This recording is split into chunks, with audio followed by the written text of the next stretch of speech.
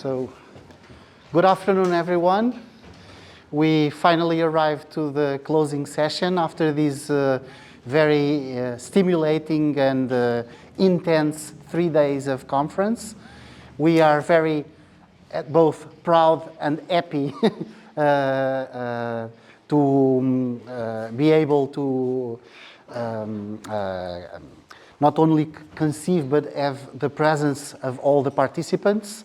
And now we are ending this 3-day conference with our co-PI and PI of the project, because as you know, this is the final conference of a project that is ongoing since 2018, called Fragmentation and Reconfiguration, experiencing the city between art and philosophy. And so it makes total sense to end with our speakers, our very special speakers. First, we are going to hear some final remarks by Nélio Conceição, which is the co-PI of the project, and he is also the coordinator of our culture lab. It's a laboratory inside the Institute of Philosophy of Nova. And he has been working here for many years. He's my colleague, even more because we studied both in Coimbra. Maybe I will give you the word now, and then we'll continue, okay? Yes. Thank you very much, Nuno. Good afternoon, everyone.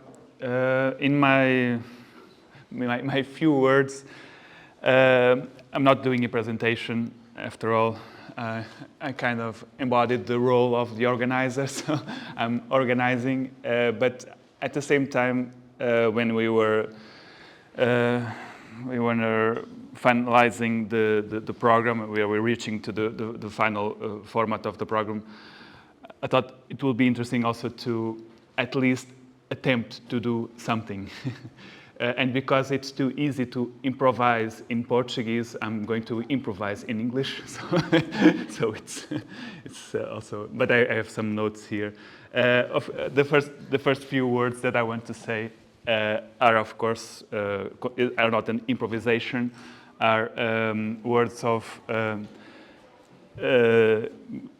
gratefulness and, of course, of happiness. As Nuno was saying, we're all very happy to be able to do this conference in person, in presence, to be together, and even with all the dangers in all the hybrid things that we are still facing today. But it's and I think it has been 3 intense but really rich and really rich days.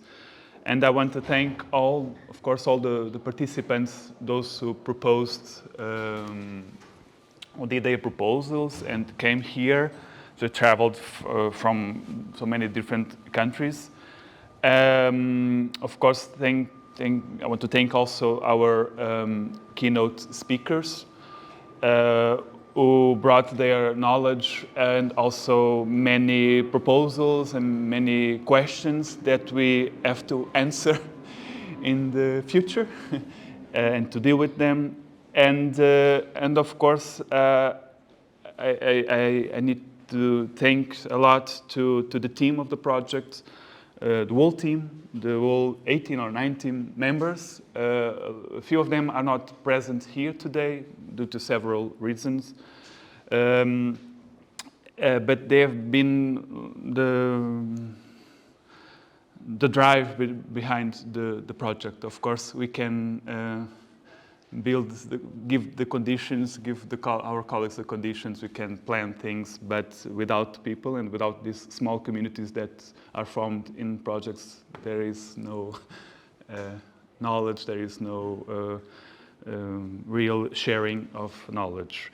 And of course, I have to thank, it was also a really good experience to have been working in the organization of this conference with Maria Filomena Mulder, with Nuno Fonseca. Paula Carvalho is not here. I don't think she's gone. Bruno Duarte is over there. Susana Duarte Susana Ventura it's not here. And Alexandra Dias Fortes, of course. Alexandra was the contracted researcher for 3 years in our project, so we owe a lot to Alexandra as well, not only for this conference but for the whole project. And well, I owe a lot, of course, to Nuno, who's a colleague and friend for several years. So it's always good to do things together. We did a lot of activities throughout the project, strictly academic activities, such as conferences, seminars. We have published, and we are going to publish still some, at least 2 more books. And but our activities are not limited to the academic universe. And if you check our website, we have been producing a lot of also hybrid work, because we've brought together also these different knowledges. We've been working with Lisbon Municipal Archive and with Inês Chapeta Dias in several activities. And we have a radio broadcast, Ruas de Sentido Único. We had the first series. Now we're going to have the second series. Is going to be broadcasted in October. Starting yes. in October, the second series of the first can still be. You can listen to it online. Yeah, you can still listen to it online in our website. Perhaps saying the name also in English. One-way streets. One-way streets. Yes. In the plural. Yeah, it's plural. Yes. We are adapting Benjamin's title, One-Way Streets. So one-way streets in the plural. And we walked through several streets of Lisbon in the first series. Now we are going to walk through other cities and even imaginary cities. Even imaginary cities. Well, I hope that as I'm talking, it looks like this is I'm saying goodbye to something, and actually it is, but at the same time it's an opening. And this is why the title that I choose is Ongoing Reconfiguration, and I think it's a bit of a playful gesture regarding also the title of our project and the title of this conference. No? We choose to follow 2 concepts in our project and in this conference, fragmentation and reconfiguration, and they have been guiding us. At the same time, when we were discussing what should I do here, we talked about maybe a synthesis of what happened, but that's exactly what we don't want to do. We don't want a synthesis. Reconfiguration is an ongoing issue, and it's even impossible, and maybe it's not desirable when we are talking about, when we are thinking about cities. Every reconfiguration is temporary. Cities as spatial and temporal entities oblige us to do it, even if we find stable concepts and stable images in order to understand this entity. Things are always shifting. And it's also, at the same time, it's also interesting that in this conference, we return to notions and concepts and images that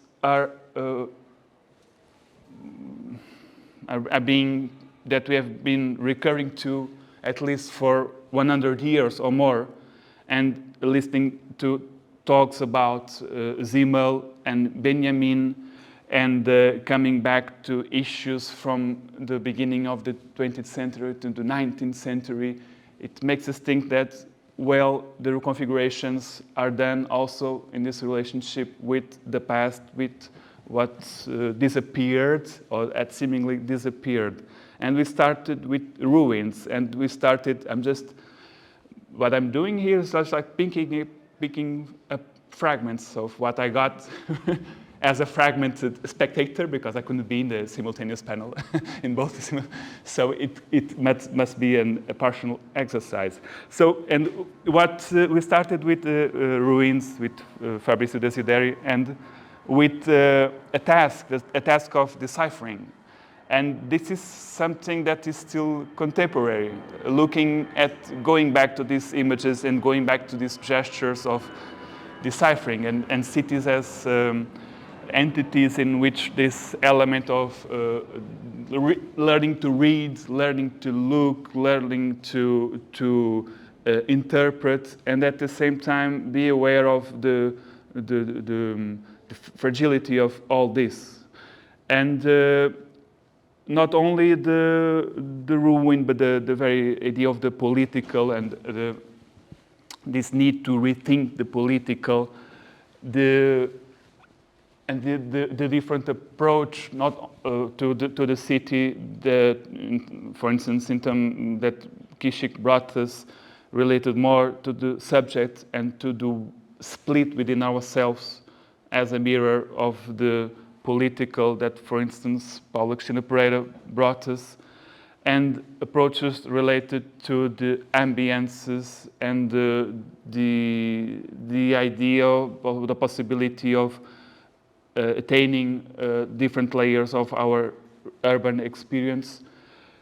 And again, coming back to the thresholds, to Zimmel, and to these passages. I'm just taking note of some of the ideas that our guests brought us. All the panels dealt with so many images, so many notions that are still echoing in our minds. That's also the reason why it's not possible to synthesize. I think these are things that are going to work.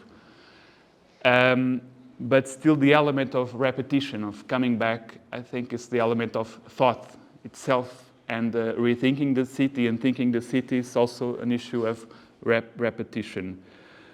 The pandemics and the war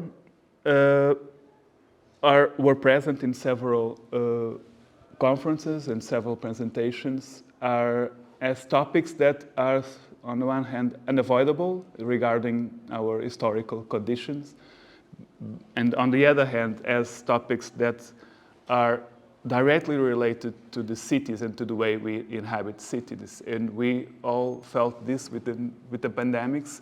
We have an indirect experience of what happens in war, but we can, as Fabrizio showed it perfectly, sense the meaning of it as gestures of destruction, gestures of interruption, and how they place fundamental questions in terms of not only historical, but also in relation to our relationship with nature or with the non-human in general.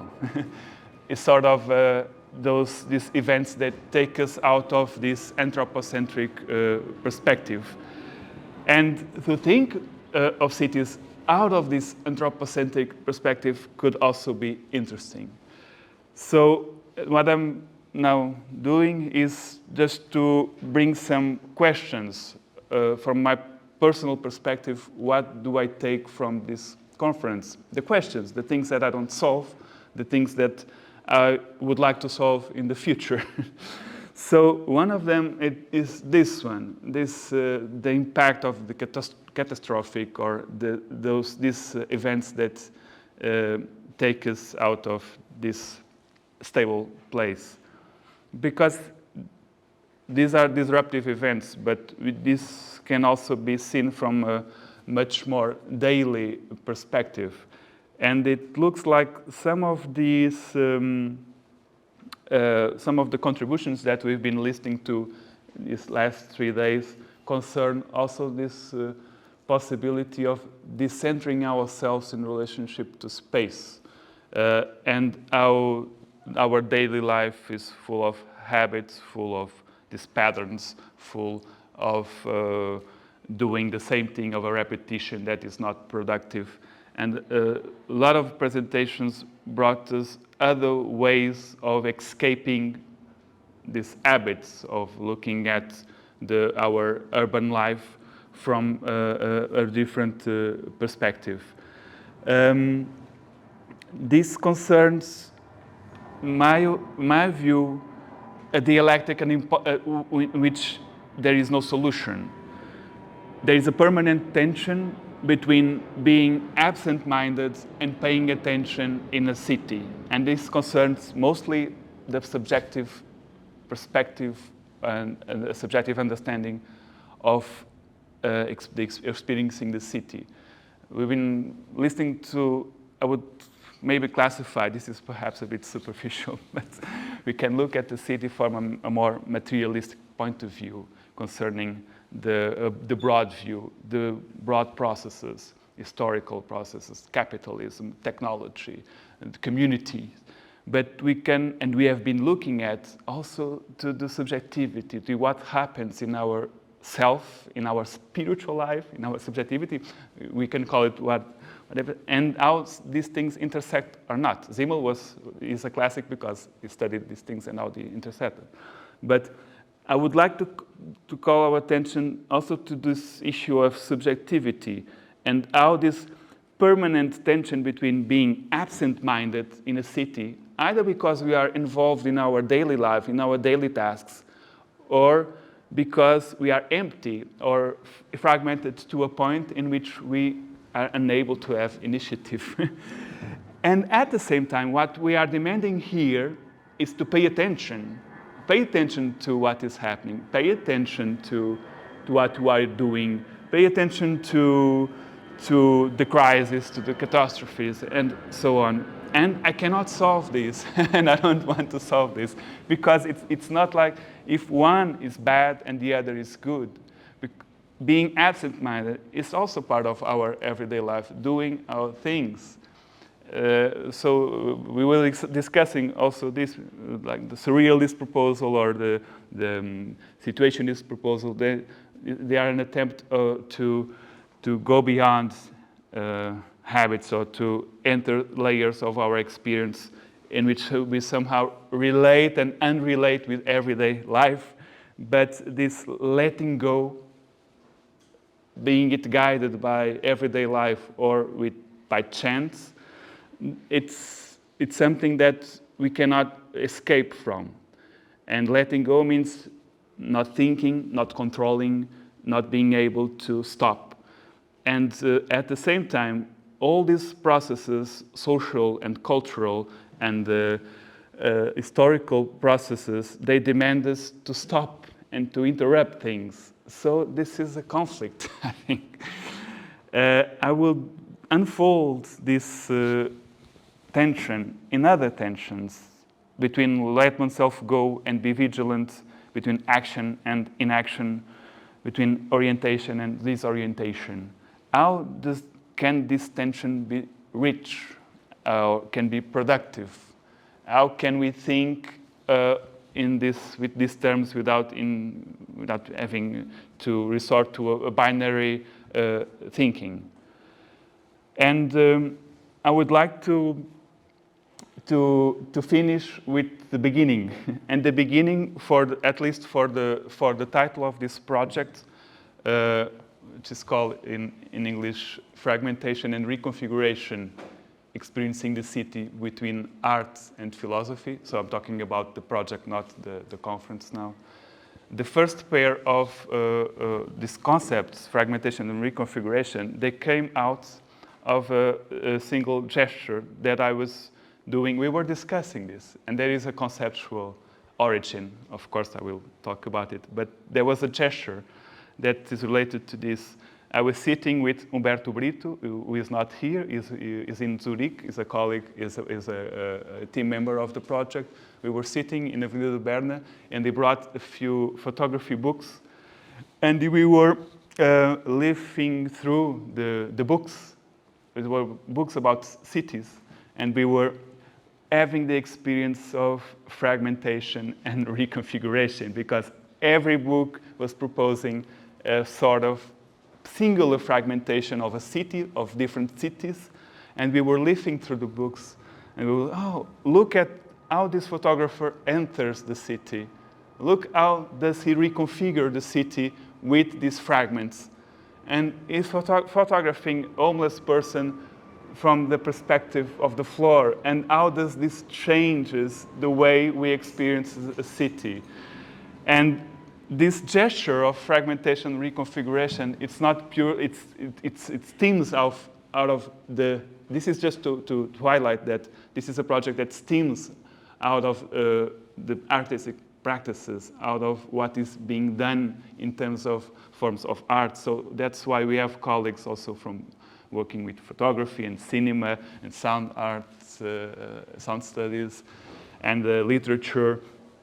And this is one of the roots of the project, this contact with the experience, these gestures. And then, of course, there is those more conceptual origins of the project related to Goethe's morphology, which we have been working in this last few, maybe 8, 9, 10 years already. 11 years. 11 years.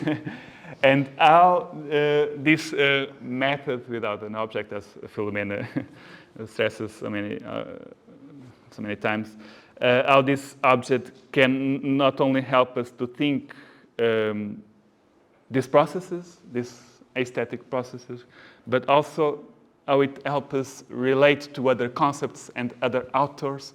So we brought together kind of a constellation of people, team members, art practices, concepts that are in themselves fragmentation and reconfiguration. It's like, the project itself, it's like that. So, and Humberto Brito, he did a presentation a few months after we were leafing through these photography books, and the presentation is actually called Enter the City, Entrar na Cidade in Portuguese. It could be translated by Entering the City. And it's such an interesting title because it's what does it mean to enter in a city? We are already in cities, we live with cities, even when cities that we don't know. Our imaginary is full of cities already. So, but this gesture, of course, it means the gestures of the photographers that enter in a city, like to do their work in different ways. And I think the challenge, at least my question now, would be also to how can we re-enter the cities? No, this is the other question. And how can we get out of the city as a way of getting to know cities better? I think this is also an exercise that is going to be done today. So this is just bringing some elements of repetition and elements of rethinking the city with some references that are close to my work as well. And this combination of the materialist approaches and these more spiritual, let's say, spiritual approaches, I think it's a task for the philosophy of the city today. I think it's the main task to rethink this complex network. And this involves our body. And this is an aesthetic issue also in terms of this, the way that our body is involved in our daily life, because let oneself go and be vigilant, being tense, or being relaxed about walking in a city, this is something that out of this, a lot of things happen. Out of this bodily rooted position in the way we deal with streets, the way we deal with others, how do we share space, how do we share borders, how do we cross bridges. These are physical gestures, these are bodily gestures. So I would say that the aesthetic challenge, and the aesthetic and the conceptual challenge would be also to practice and to proposal my expectation is that after this project we have more tools to practice this, at least. I think it's these are my last words. I hope you all enjoyed these 3 days, and we will finish in the really excellent way. I'll give my words to Nuno and then to Maria Filomena Mulder. Okay. Thank you.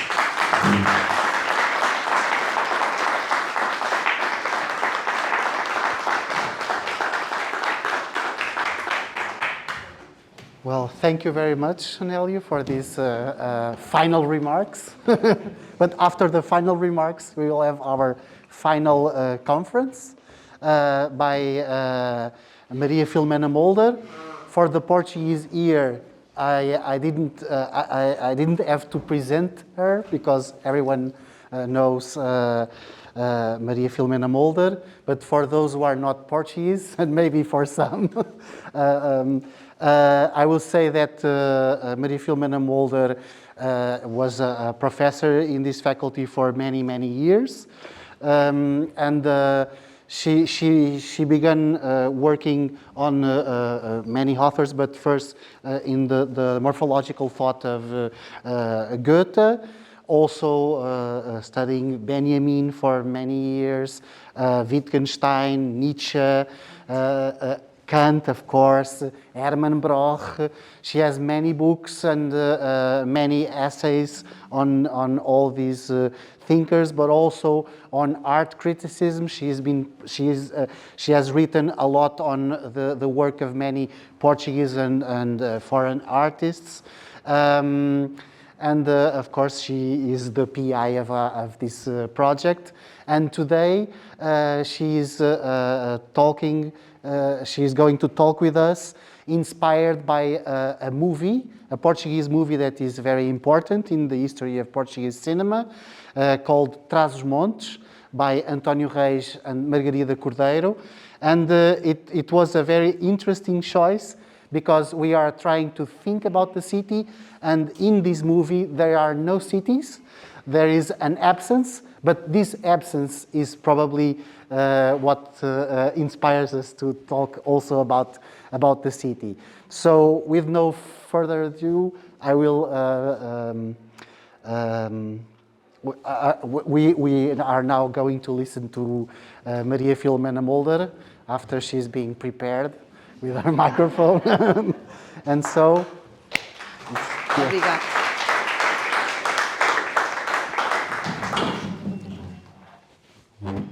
Só vou pedir depois que fechem essa janela, por favor, porque o filme tem muito má qualidade de imagem e se nós temos luz não se vê mesmo nada. Vou-lhe dizer logo no momento em que vai ser preciso a primeira fragmento. On some fragments of Trás-os-Montes, a film by António Reis and Margarida Cordeiro. I dedicate these words, insofar as they are mine, to José Bugalheiro, because of his 2022 text called Until the Shadows Become Long, on the shadows in the film Trás-os-Montes and on António Reis' way of filming. In the two films by António Reis that I know best, Jaime, 1973, and Trás-os-Montes, 1976, we witness the constant experience of not being able of reconfigure. In the first case, the life of Jaime Fernandes, which always eludes him. Jaime Fernandes was born in 1899 in the village of Barco in Beira Baixa, a shepherd and a peasant. He was committed to a psychiatric hospital in Lisbon at the age of 30, where he died when he was 69. From when he was 65, and the year of his death, he drew and painted what he himself qualified as obscure photographs. That is, portraits, animals and human beings, which are not crisp, which are hard to decipher. And he also wrote hundreds of pages of delirious visionary texts which were expressive of his whole life. In the second, the Trás-os-Montes, the atmosphere is the one of the grief. The grief was not be left imprinted in the photographs António Reis took, which is why all of them lie as he wrote.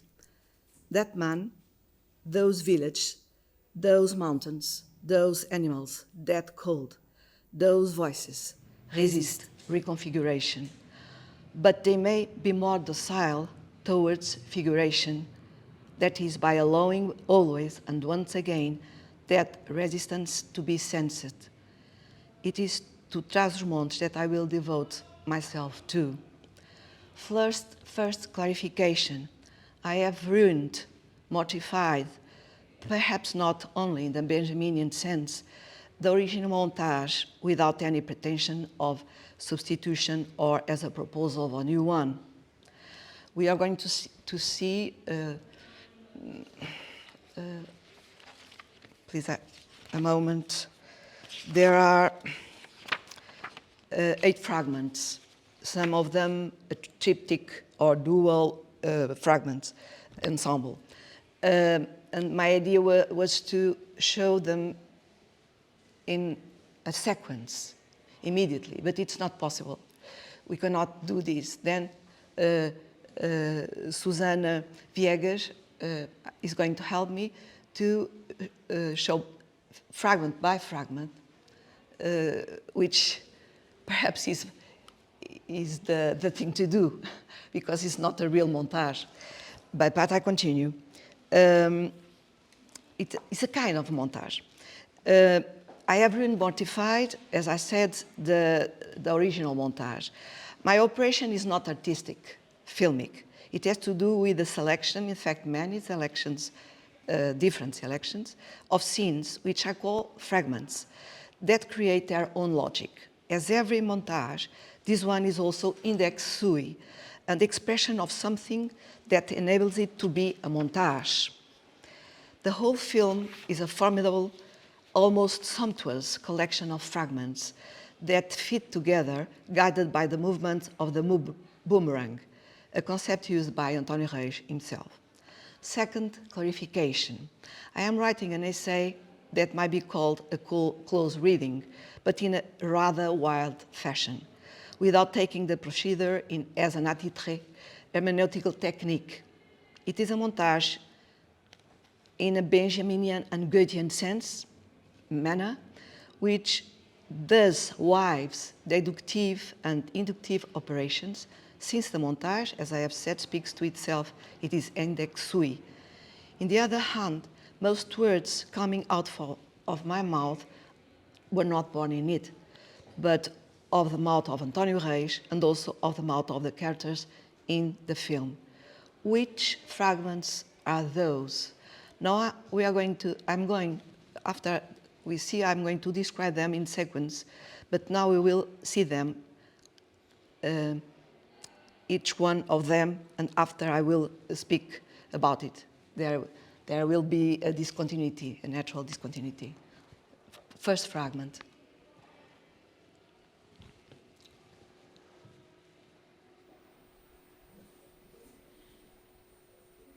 Atrás dos montes, vestido de gargança, caem do delírio, festejando o estatuto, que era nos longe da cidade branca. Ardor, pai centeno, vilhas lâmpadas carvalhos vivos. Os telares batem alegremente. Os cachos das vacas chilram pelas ruas mistresas. As rapazas vão buscar água na fonte. E os garotos vão apanhar o nascer. A gente que estanteiam todos, vivos, eles são os moradores que aldeia que estanteiam. Mortos, chão, o povo que aldeia que estanteiam. First fragment. This first one is a lyrical and epic self-description of inhabiting Constantine, a very small village, Villarigo, worlds away from the big city. The words recited by a sweet, precise, and nostalgic voice of a young girl compose a powerful and dense landscape, dichtend, as Wittgenstein would say, full of sounds and senses, living movements and dust, pointing out to the special abyss between the land and the big city. Second fragment.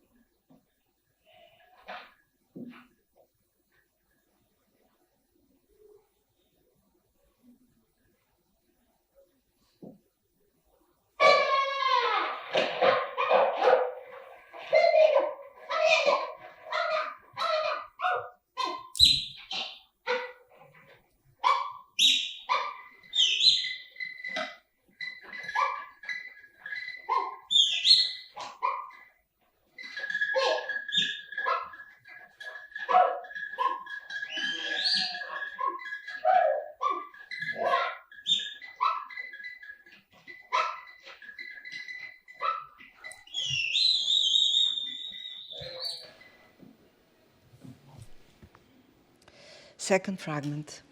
This is the film opening scene, where erupts the interplay which reigns throughout the movie between the image and the sounds, with their slidings, contrasts, suspensions, disarticulations, also in the case of music. Right in the first few minutes, the second one on my sequence, that is clear in an almost Dionysian manner, while the film camera shows us the mountains and their ranges, we hear sounds that do not seem to articulate, shouts, gargles, tongues clicking, teeth and palate whistling, and sometimes the semblance of a word forming. The secret will be revealed right afterwards when the little shepherd is seen by us.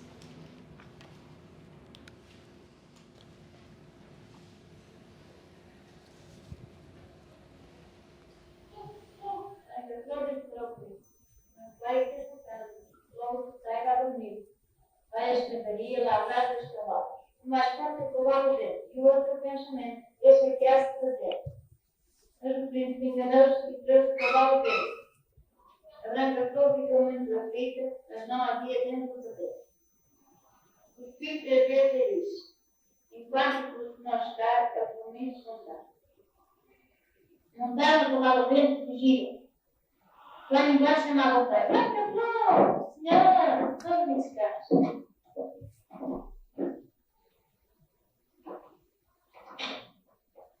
Perguntou o cavalo no pensamento e prestou a vista. Diz o príncipe: ai, que isto é tão feio para se matar. Branca flor deita fora um punhado de areia e logo ali se tornou mais sozinho. E o pai não pôde deixar.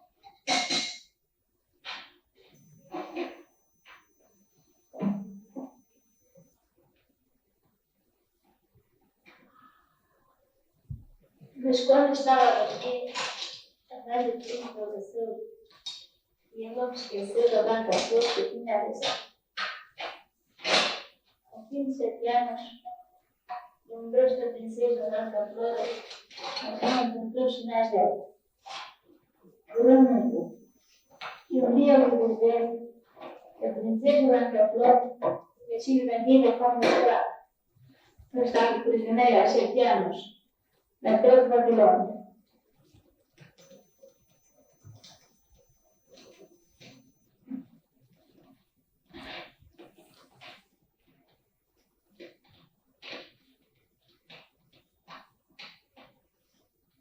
O príncipe foi parado numa terra desconhecida, onde viu uma cidade muito grande, tinha no meio uma torre muito alta. Toda ela é aquela, perguntou uma galinha que estava a lavar no rio. E a terra de Babilônia, que era a grande torre. Susana, quando chegar ao fim desta, para. Que eu falo sobre esta e depois falo sobre a outra. É importante ficar com esta. This third fragment is a double one. António Reis claims, this is the first part, António Reis claims in 2 lines of a poem that grief was not imprinted in the photographs he took of Trás-os-Montes. I'm going to read the 2 lines. I see once again the photographs I took in Trás-os-Montes. Almost of them lie. No intolerable grief has remained in them. No hope, no root. For example, the grief of the accidents in the mine about which we shall see another fragment further. The grief of goodbyes that are forever, those who depart for Lisbon or Argentina, or the almost forgotten grief we see in this face, in the eyes of women, just as the one telling the story of white flour to her children while preparing supper, when she says concerning the Tower of Babylon, where white flour is imprisoned, whoever goes there does not return. Now the other, agora o outro, faz favor.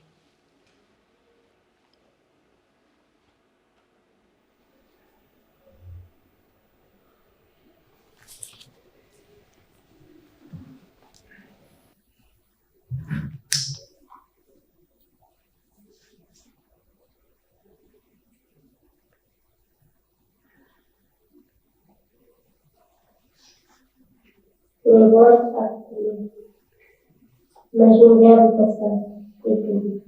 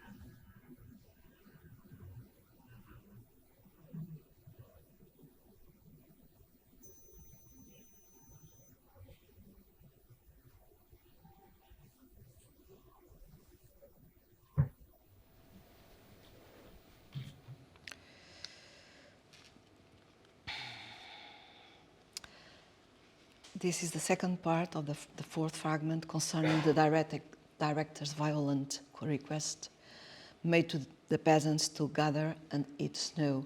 Last year, winter was hard. These 2 cases can make us ask if you are before a documentary or a film of fiction. Deep down, this is an inopportune, irrelevant question. but it is worth listening to the answer of António Reis. When the mother tells the story of White Flower, are we in the realm of fiction or documentary? Both. Often in a village, as an event becomes part of fiction. What is surprising is that if we merely stand there, we only see the golden dust. We shall see the golden dust further too, the animals at the fountain and so on. But if you can go from one house to another, then cross a stream, then go through a door, then things become so complex that one can no longer speak only of fiction or of documentary. In that house, one can hear the mother telling the story of the White Flower while she works. In these Portuguese villages, what one realizes is that it is wrong to separate the ancient culture, the civilizations that came afterwards, and today's daily life. It is precisely there, in that refusal to separate, that I find a progressive and revolutionary element. And he continues afterwards. When the peasants saw the film, they recognized things they loved and that belonged to them, even if sometimes our imagination is imagination, that one of Margarida, Cordeiro, or our freedom of expression disoriented them. For example, the snow scene. They never ate snow as it is seen in the film, but they suffer because of snow, the beauty of the snow that burns. All the hands, even those of the little children, are burnt. We see they are burnt, they are red, burnt red. Thus, as there are people eat dust or straw, I had them eat snow. Fourth fragment.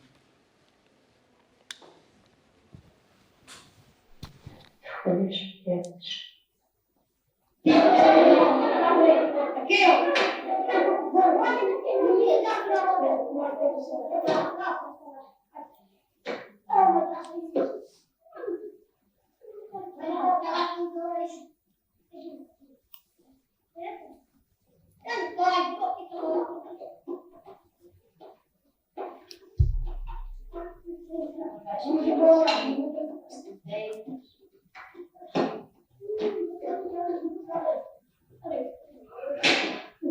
Amigo, então, vai essa vida? Ah, mais ou menos, que é onde eu não falei. Coitado, agora está cada vez mais doente, né? Ah, estas minas é assim. A gente ia-se lá, começa a ganhar um dinheirinho, e a gente não dá para nada. Estão todos cheios de silicose, todos juntos. Coitados, não saiu daqui cheio de vida. Aquelas tardes de gritos, mas gritos lancinantes, toda a aldeia ficava em pânico, o bairro praia parecia ser lá um formigueiro de mulheres aflitas, toda a gente parece que ficava tudo vibrado, só as máquinas é que não paravam. Continuava tudo a trabalhar. Normalmente as máquinas eram impassíveis, mas aquela gente corria velozmente, os velhinhos ficavam à espera e depois do morro, a terceiro morro, começavam a ouvir aqueles rapazeiros com capacete, autênticos miúdos, mas com farda de homens, capacete e gasómetro e botas grandes como os homens, que eram ajudantes de mineiro. Esses miúdos escapavam-se apavorados do que tinha acontecido e chegavam e diziam: foi a mina tal que desabou, foi o desmonte, não sei quantos foi abaixo, foi fulano que andava com a máquina e caiu todo o teto em cima. Pois, e ficavam lá. E depois então começavam as famílias a juntar-se, e depois nestes meios promíscuos, por exemplo, ali nas minas, o bairro das minas, as casas são as casas coladinhas umas às outras, parecem construções de miúdos, todas coladas, todas com a mesma janela, todas com uma porta também, uma escada pequenina com 2 degraus, e que se dão recados de parede a parede.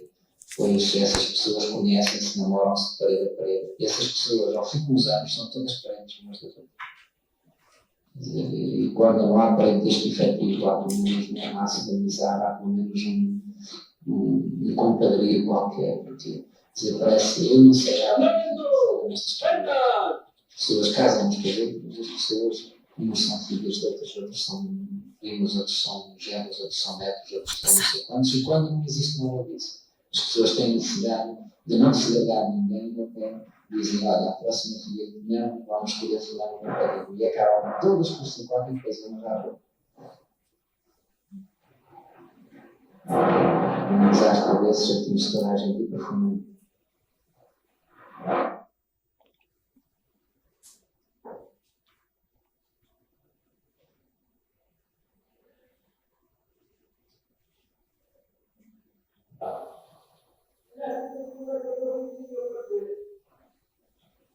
Havia quem contasse partes reis, quem contasse tristes, mas ali no fim, o que era mais trágico ainda é que as pessoas contavam essas coisas, e as pessoas que acompanhavam todo esse funeral de dias, encerrado de dias, mas essas pessoas tinham a certeza absoluta de que nós semanas depois, não há depois, seguiam ela protagonistas de uma outra peça.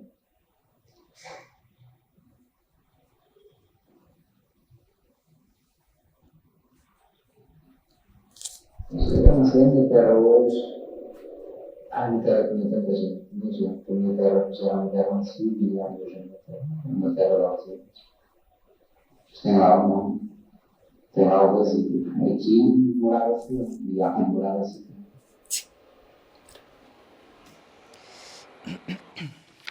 Fourth fragment.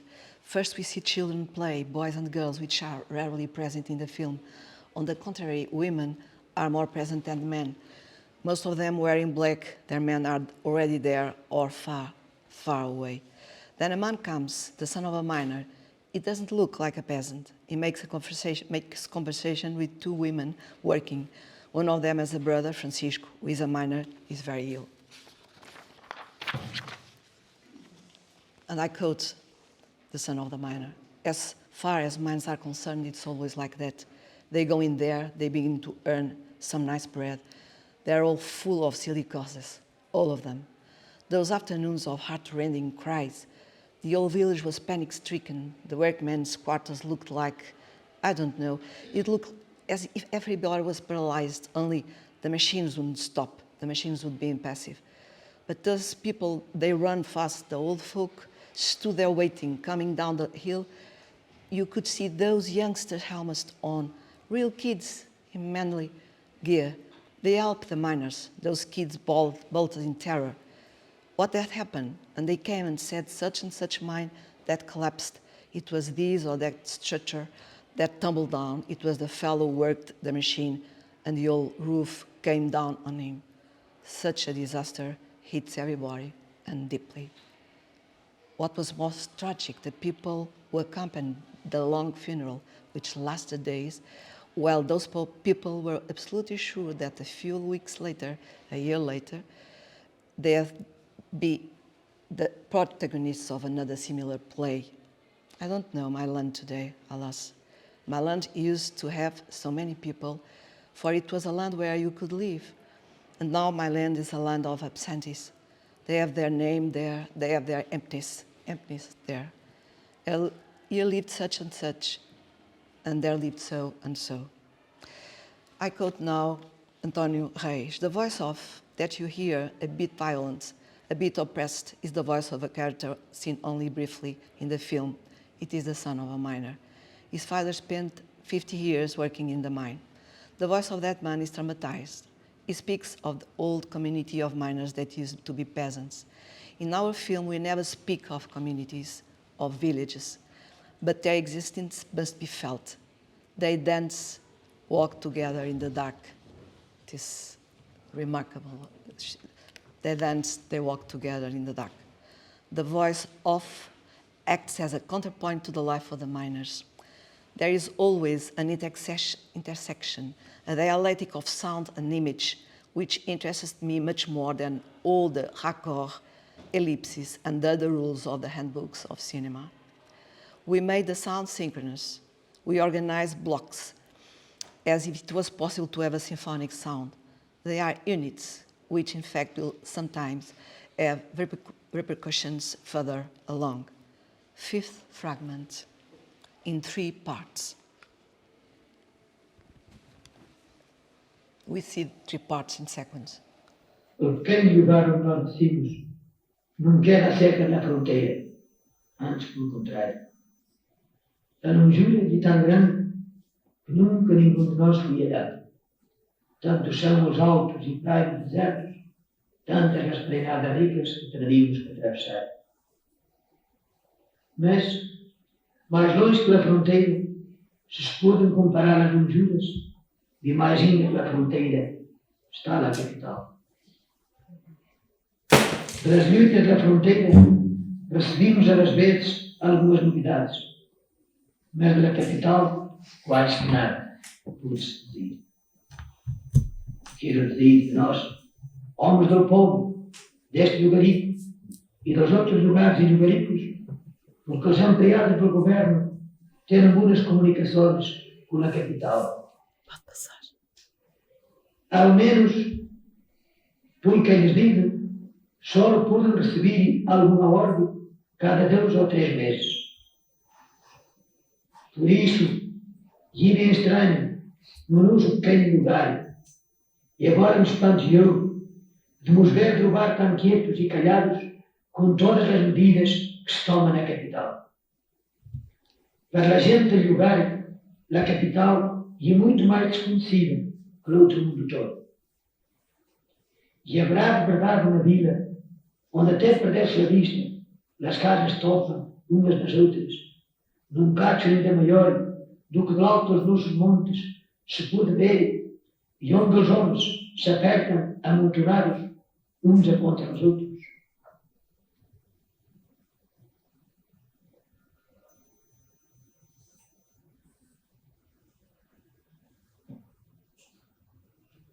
E assim que a gente deste lugar, este povo Pode veio passar sofrer. este. Pode passar o do Este rei. povo não sabe quem é o rei.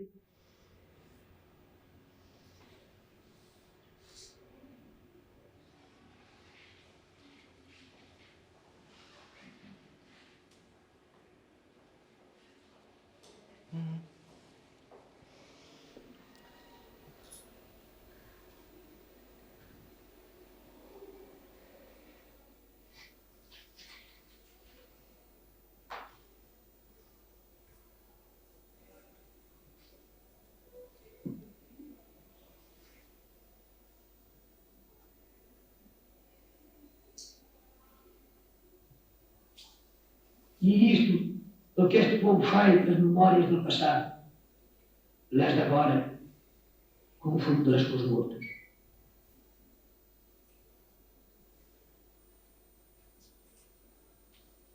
O povo, no geral, nada sabe de todas as leis. As leis são o segredo do pequeno trabalho de nobres que os governam. Que coisa tão dura isso é governado por leis que não conhecemos.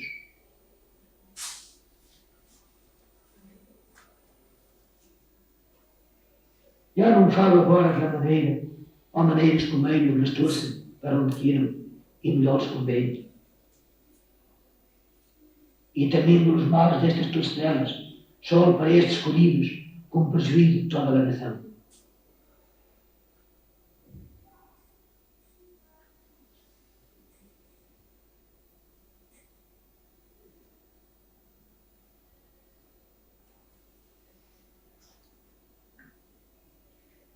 Diz-nos a antiguidade que as leis existem e existiram sempre como um segredo, só confiado aos poderosos e aos nobres, só aos grandes e só para seu proveito.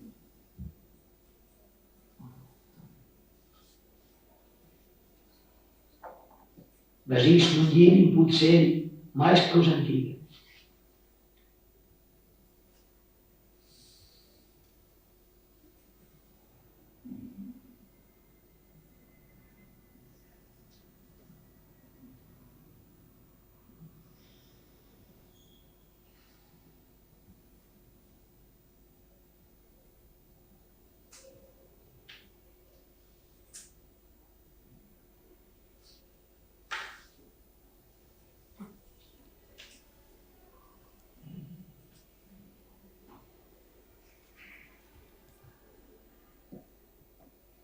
Estas leis que nós buscamos com paciência e que desconhecemos e queremos arabinar, se dá mais brilhantiedade, nada mais são do que puras imaginações.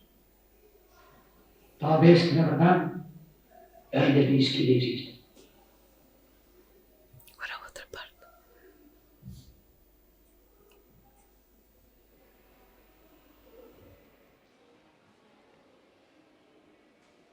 Esta foi a first part, second part, and now third part of the fifth fragment.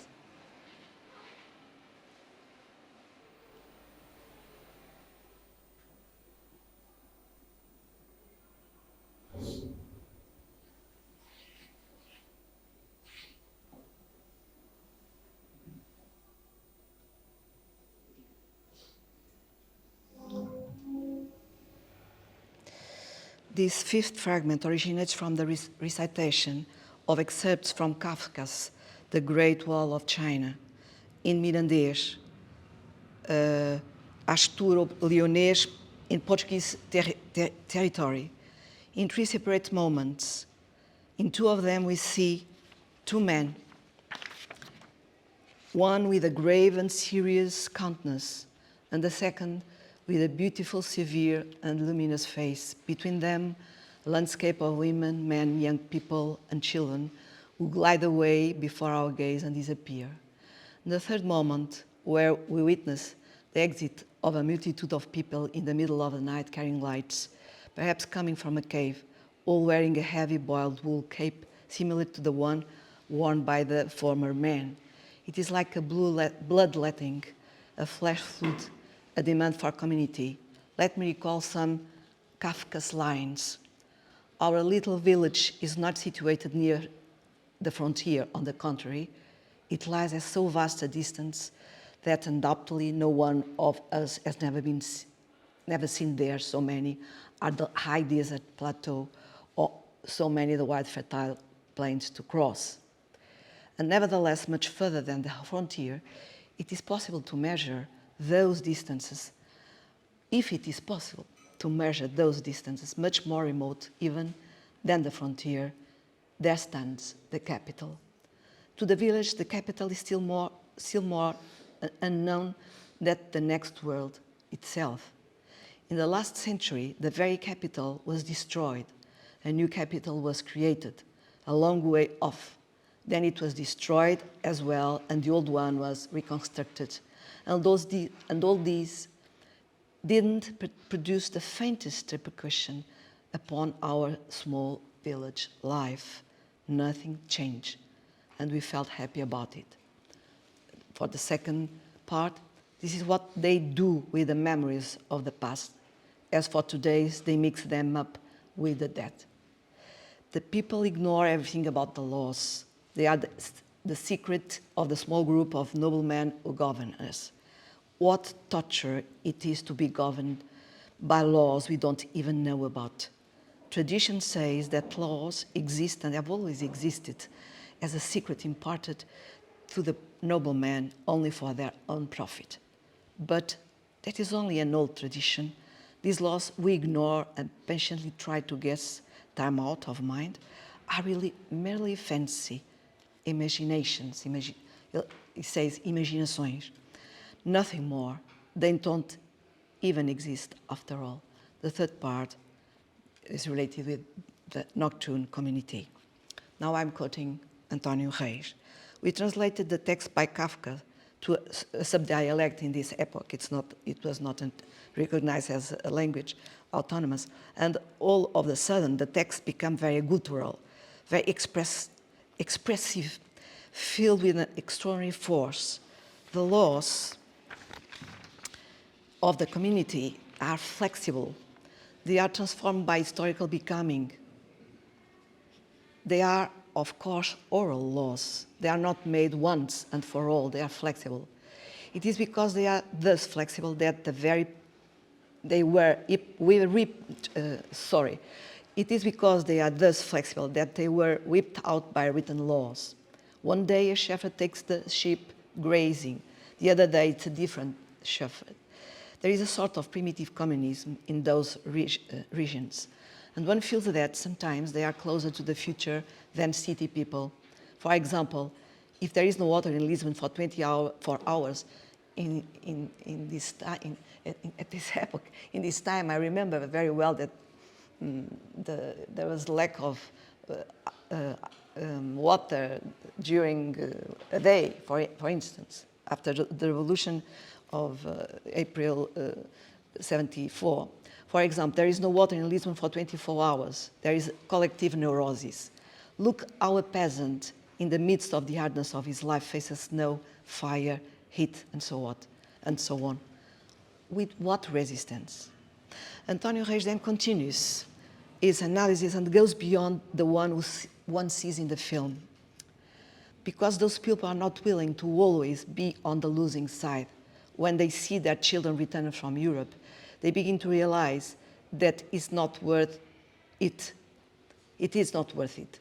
Their children build a house next to the other houses, close themselves in it, and the parents then think, my son has gone mad. And therefore rise the disagreement people feel regarding their children, their own children. They are well aware that they possess riches and that they are at the same time victims of a genocide, which is why in those moments they may decide, let us cut off all supplies of food to Lisbon. What they want is for the importance and validity of their ways of doing and thinking to be recognized. End of quotation. It is terrible to think that any of these words can no longer be applied to the land with this and the relationship with Lisbon. With this relationship he talks about, which does not exist anymore. Sixth fragment.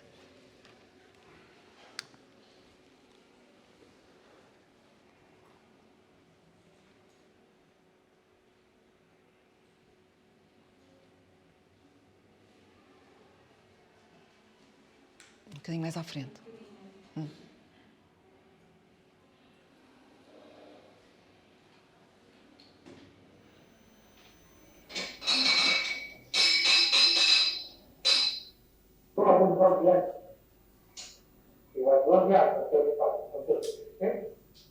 Eu tenho estado na pegada.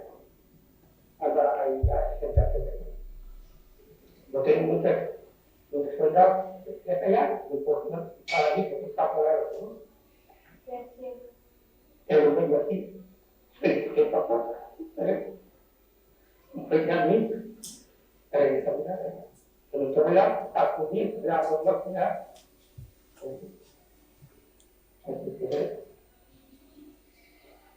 O tempo.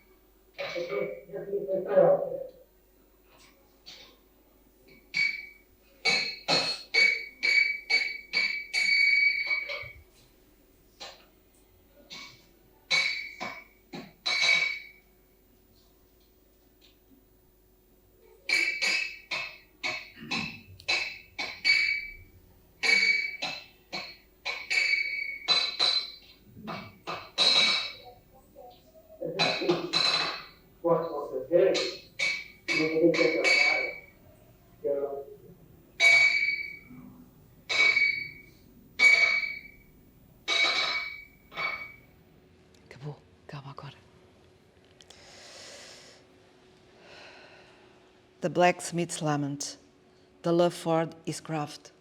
In Portuguese, arte, a minha arte, says he. The one who knows the craft is dying.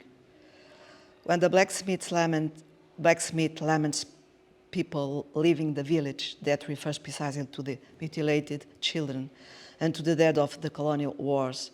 It is them, though we do not quite understand that, but rather guess it, those who go to Lisbon, to Europe, to the degraded neighborhoods, to the factories and so on. It is why we treat those children with such intensity. The children, says António Reis, they are still a bit like angels. seventh fragment.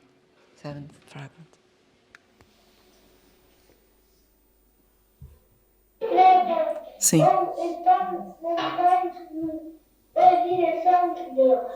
De Deus há alguns de esquerda,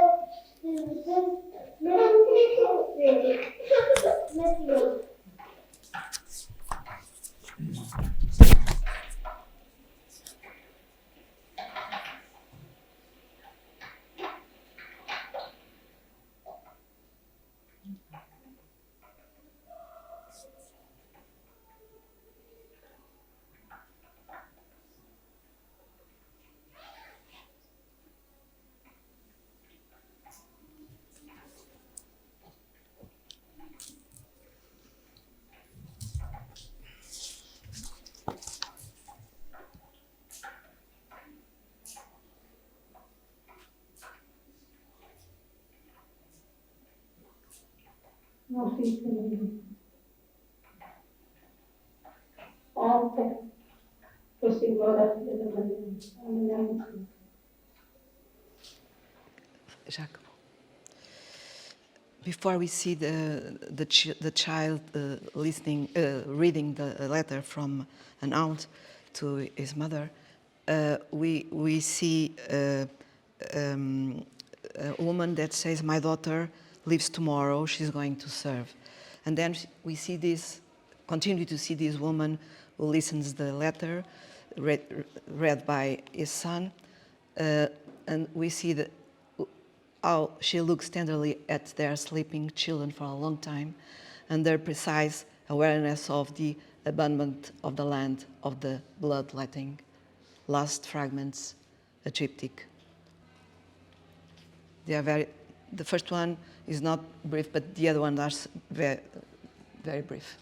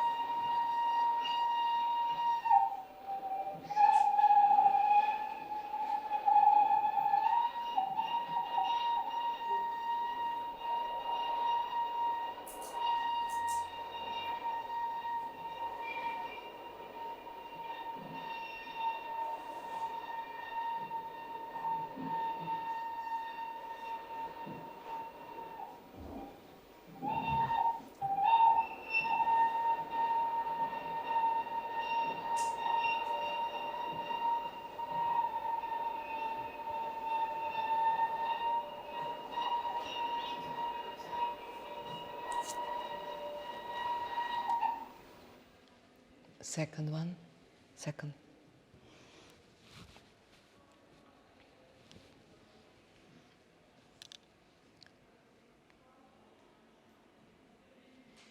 No, it's not here.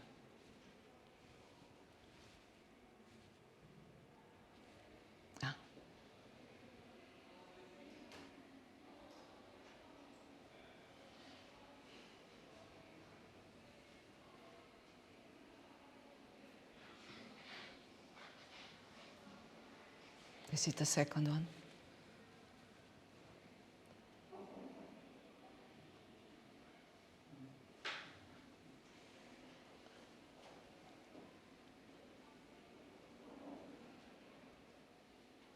And the third, and late.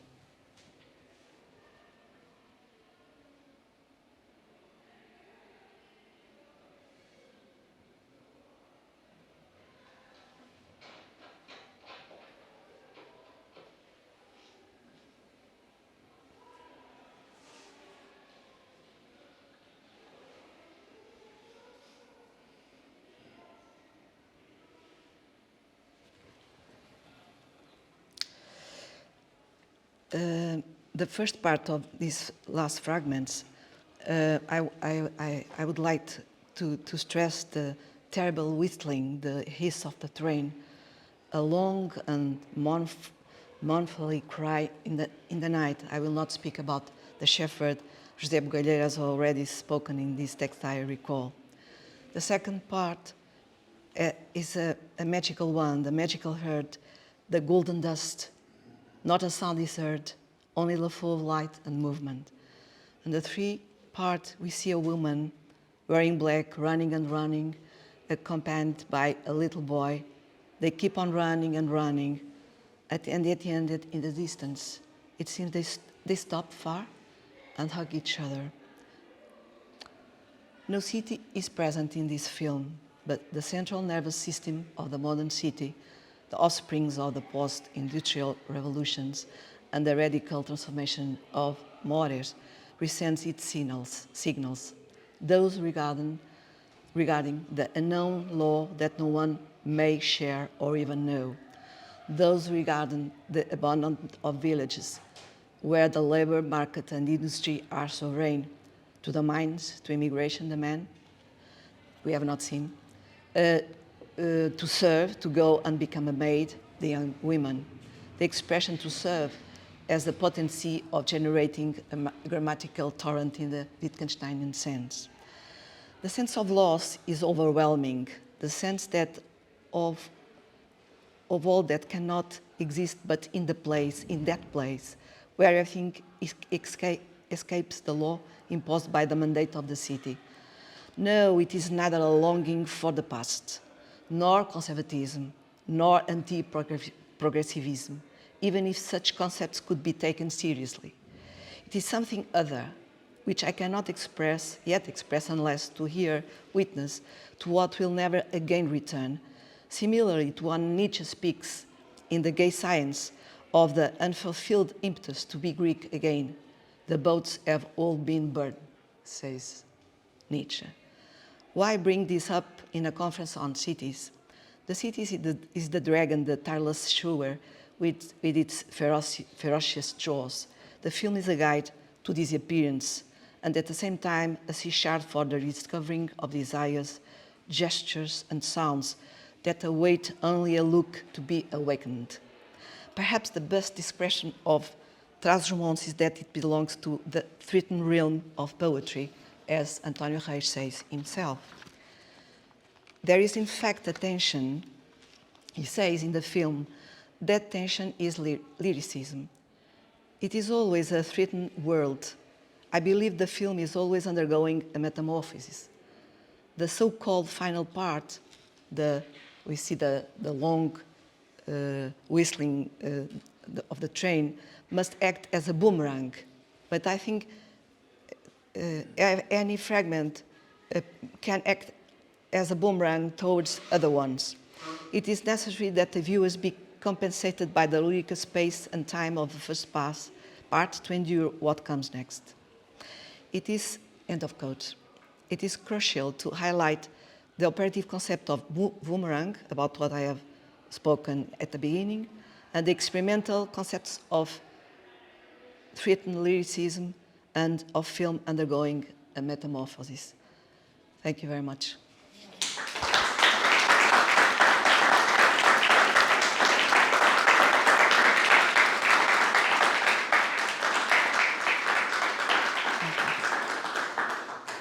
Pode-se abrir as janelas, não sei se há tempo para, não sei se há tempo para perguntas.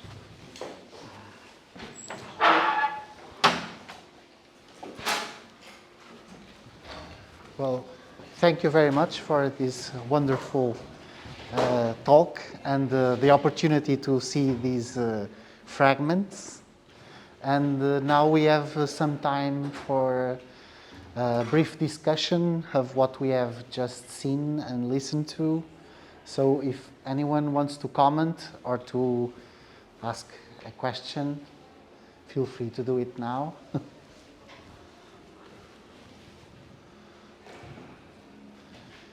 People are still in awe after this and It is too thinking. strong.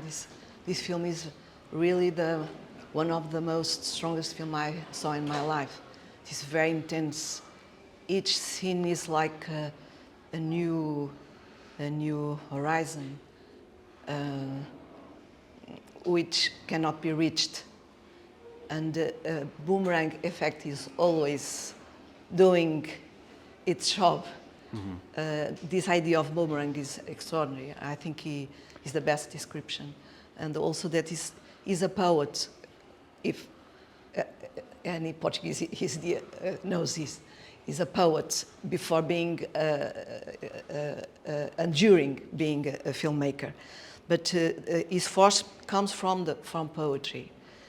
And then the rhythm, the slowness, and the way they talk.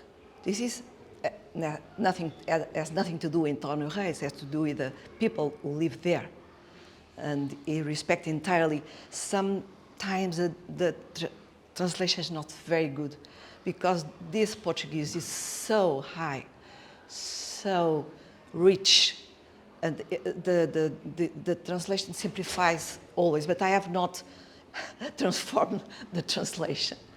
I had no possibility to do it. I have copy to my notebooks with my hand all the words. I had no edition with the subtitles. The subtitles. But Susana Viegas provided me this copy. I'm very grateful to her, and also for his patient movements, very hard, because we begin to see a final scene in the film, and then we pass to the first scene. We go through a movement that is not that of the boomerang, but as an effect of the effect boomerang. It is this. So, any questions, any comments? I Yes. just want to say, because unfortunately the film is not, the image is terrible and sound. Very bad. But it's the copy that we could find. But I think it's very original of you to make us think about the city, which is the topic of the conference, precisely with the movie where the city is absent, is memory, or is a memory, or is a threat. A threat. Through the words, but not through the images. Never through the image, only through the word. Yes, it's precise. Someone who works, who is an immigrant. And with the help of Kafka. A good help, a very good help. It is a genial idea to put in the Mirandês, which is so beautiful. You could hear this man. It is the same man who talks, but they are not the same man we see. And this relationship between sound and image is connected, and connected in a very deep level. This is very strong too. This impressed me very, very much. I saw the film last week, I think 20 times. Because of that, I am very sleepy now. Yes. Thank you so much for letting us follow your eye through the film. the assemblage you brought us is incredible. I saw the same film, yes, I already knew, but another film at the same time, another texture. It was really strong, this experience. So it's just if you want to comment on this relationship between poverty and community, a certain fragment.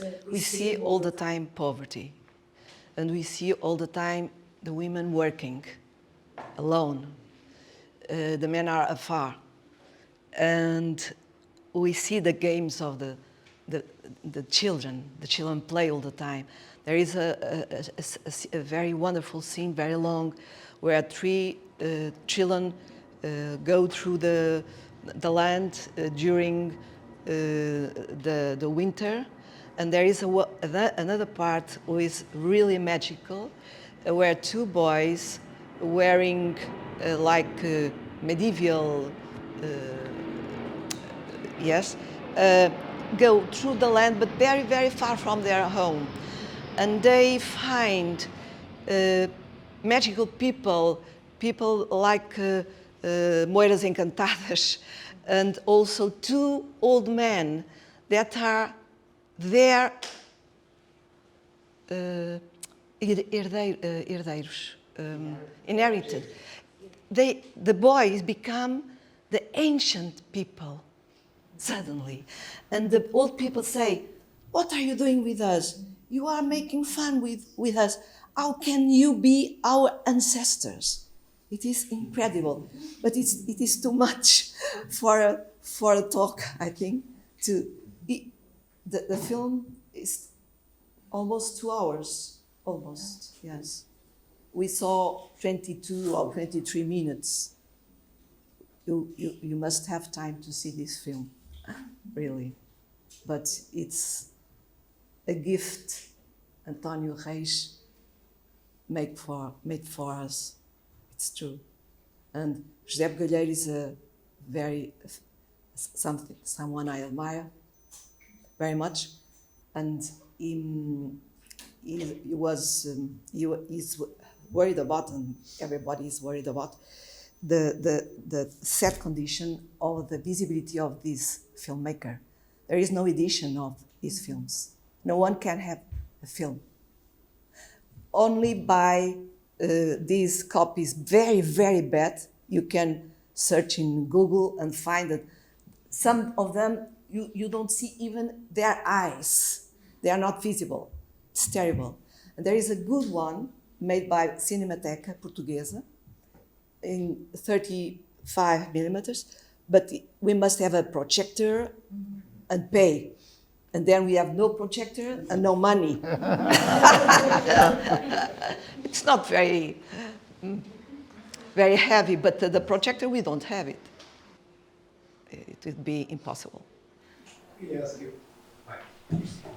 Sorry, I don't know the movie, but I find it interesting the reference to the city that we see in that fragment when they talk about the laws. And are there other references to the capital in the film, or the capital is just the only?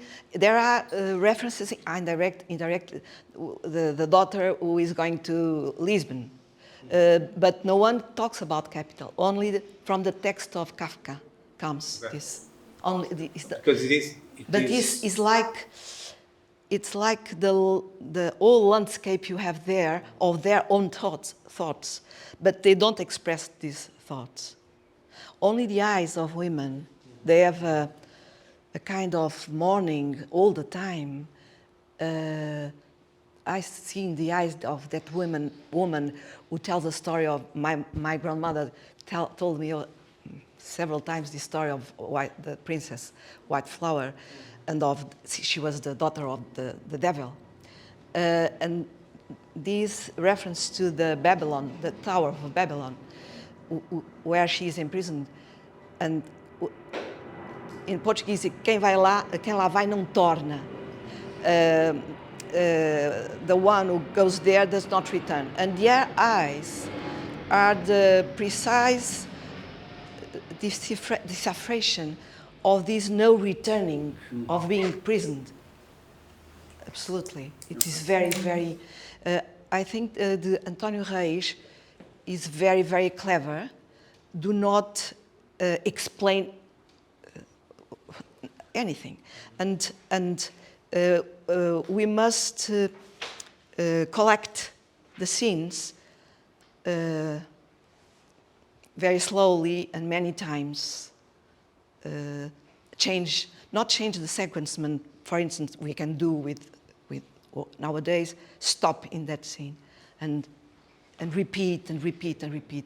And then you discover the small details, precise, they are invented or imagined by him and Margarida Cordeiro. It's a film to rediscover all the time.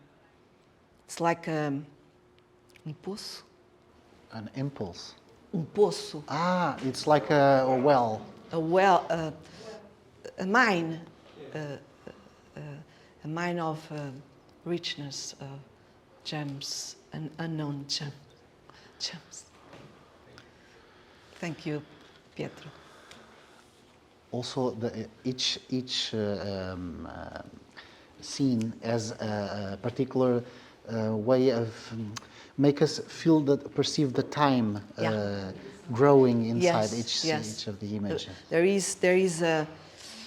There are multiple temporalities here. Yes, many layers.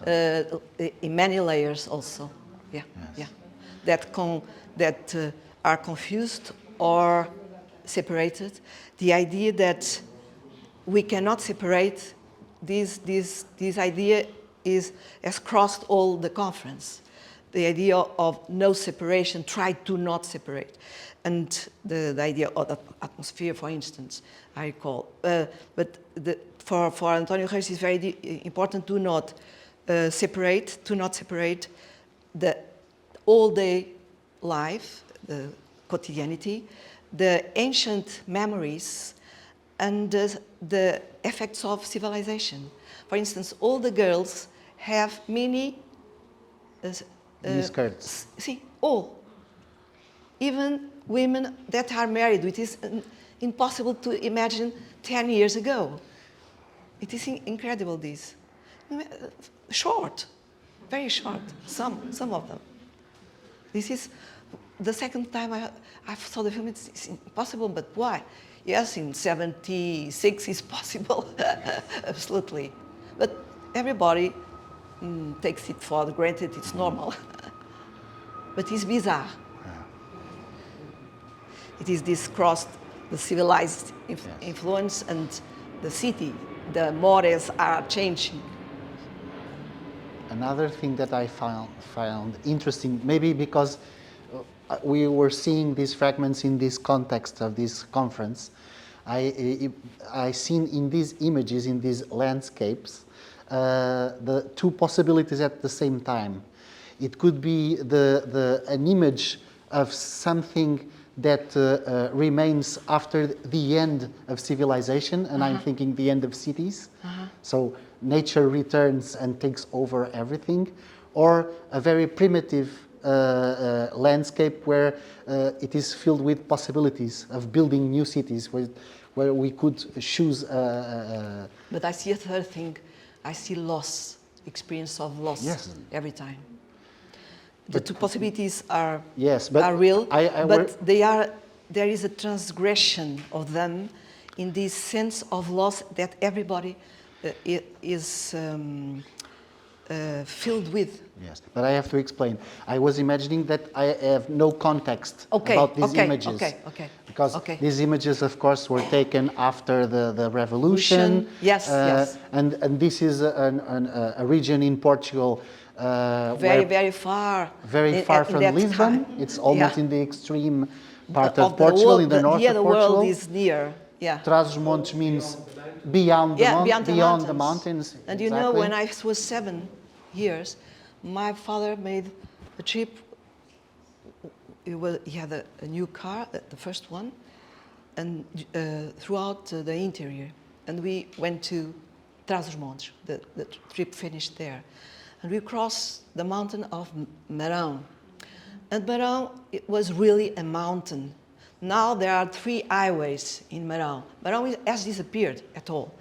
And it was very hard to cross because the road was very narrow and very dangerous. There were abysses everywhere and full of shepherds and full of humidity. Now there is no humidity in this mountain.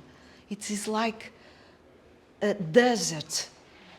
It's really shocking. I don't want to go there. I forbid myself. So, I yes? just wanted to say something that I like very much in seeing the images of the shepherds, of the persons in the village. A strange feeling of that they embody something that we have lost, in fact, and that is in their gestures, in what they say, in how they say it, and it is a connection with that, with a memory, with something that they inherited, in fact, that then they practice, and that we indeed we in the villages we don't have study. it. We study them. We study them. Yes. It's our craft. Okay, so any more comments? Any questions? Thank you very much, everybody.